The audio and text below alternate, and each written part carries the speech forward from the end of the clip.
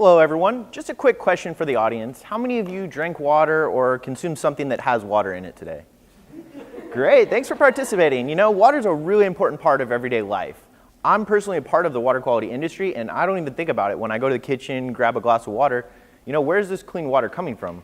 Well, worldwide there's two different ways that people generally get clean drinking water.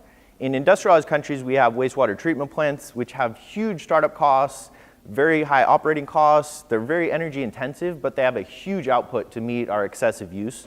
In other parts of the world where they don't have the resources necessary, they rely a lot more on natural treatment wetlands, where they allow the water to flow through ecosystems where it pulls the contaminants out as it goes through that flow path, so at the end you have a much cleaner output. Well, this is really important because more than 50% of the world's population drinks untreated water. So they're drinking straight from a river, a lake, or a stream right by where they live.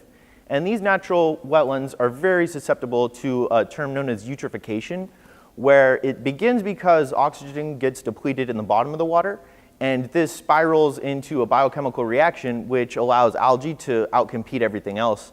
So you get this thick green biosludge at the top, and this blocks any incoming oxygen into the water, so it ruins fish habitats, and it also releases toxins. It's just terrible for water quality.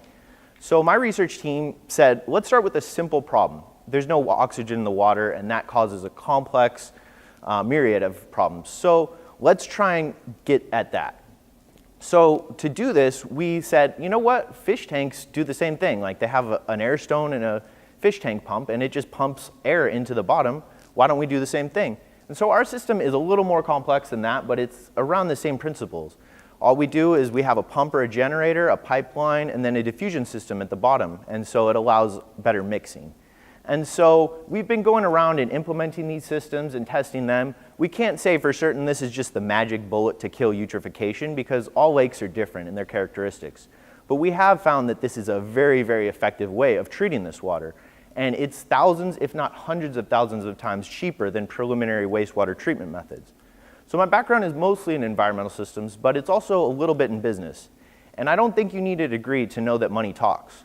So when I go to someone and I say, you have a problem and I have a $50 million solution, they probably don't want to hear it. But if I go to them and I say, you have a problem and I have a simple and cost-effective solution, then they're going to be very open to hearing what I have to say. So that's my goal, is I just want to improve water quality worldwide.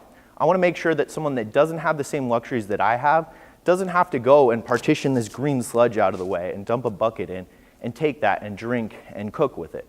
So I'd like you all to support me on this journey. Thank you so much.